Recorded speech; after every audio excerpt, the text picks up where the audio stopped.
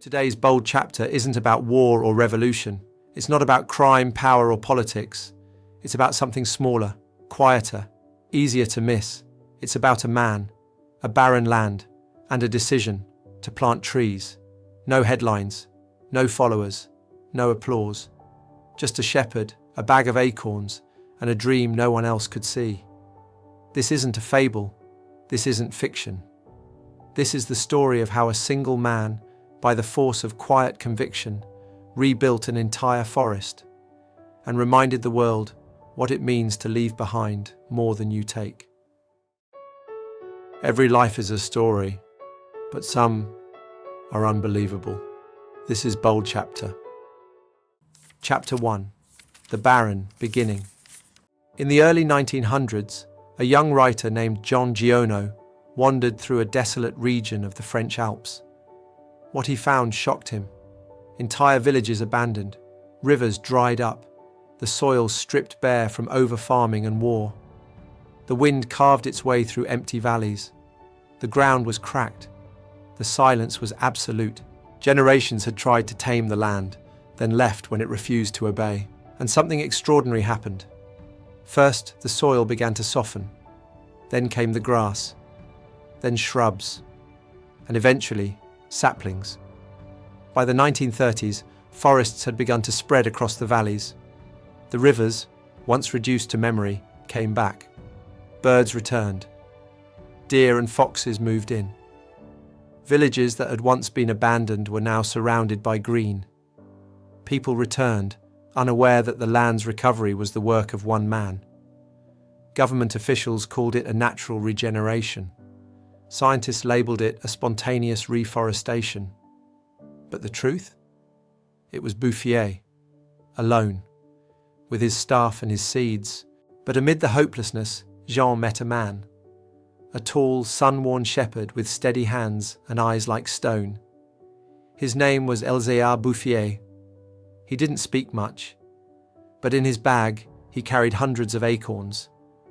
And every day, as he guided his flock across the lifeless hills, he would stop, kneel, poke a hole in the ground, and plant a tree.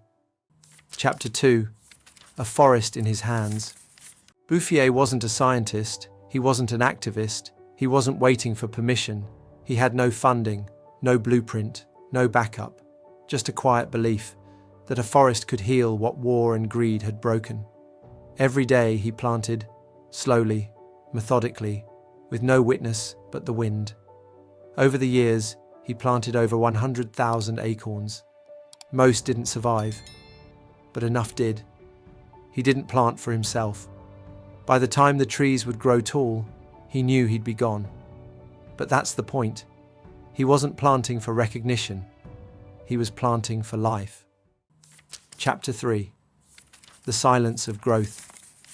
Time passed, and something extraordinary happened. First, the soil began to soften. Then came the grass, then shrubs, and eventually saplings. By the 1930s, forests had begun to spread across the valleys. The rivers, once reduced to memory, came back. Birds returned. Deer and foxes moved in. Villages that had once been abandoned were now surrounded by green. People returned, unaware that the land's recovery was the work of one man. Government officials called it a natural regeneration. Scientists labelled it a spontaneous reforestation. But the truth? It was Bouffier, alone, with his staff and his seeds. Hey, you're here for bold stories, and we've got plenty more coming. Smash that like button, follow us on Instagram and TikTok, and drop a comment to tell us what hit you hardest in this episode. And if you want to ride with us all the way to the top, subscribe right now. Let's make this the fastest growing channel of 2025. It's a community, and you're part of it. Chapter 4. The Invisible Revolutionary. When Jean Giono returned years later, he found a world transformed. And Bouffier? Still planting, still silent. He refused interviews. He rejected awards. He didn't even tell the locals what he was doing. In a world obsessed with credit and acclaim, Bouffier quietly erased his own name from history. He didn't need legacy. He needed results. Giono tried to share the story, but people thought it was too perfect to be true, a fairy tale. But as time went on, foresters, historians, and ecologists confirmed it. The man had single-handedly reforested thousands of acres, without an audience, without applause, just a lifetime of choosing action over excuses. Chapter 5. Legacy in the Roots. After World War II, Bouffier's story began to echo across the world. It became a symbol of resilience, of patience, of what one person can do when they refuse to give up on the earth. School children planted trees in his honor, reforestation movements cited his work, and communities ravaged by war found inspiration in his model. Governments spent millions trying to imitate what he did alone. And even still, his name remains mostly unknown, because he never sought to be remembered, only to restore what had been lost. Chapter 6. A lesson for the noise. We live in a world drowning in noise. Everyone's speaking. Few are listening. We chase trends. We chase influence. We chase speed. But Bouffier teaches us that some of the most powerful acts happen slowly and quietly. No press release. No brand deal.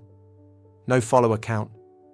Just the decision to do good, again and again, without expecting anything in return.